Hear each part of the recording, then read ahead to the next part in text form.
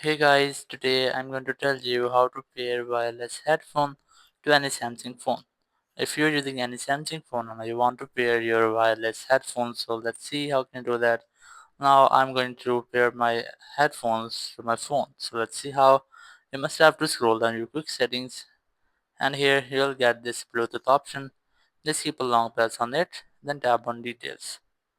It will open the Bluetooth settings and here you just have to tap on scan or if you get the available devices and with the name of your wireless headphone. Once you have that, simply tap on it. It will start it pairing. Just tap on this pair option.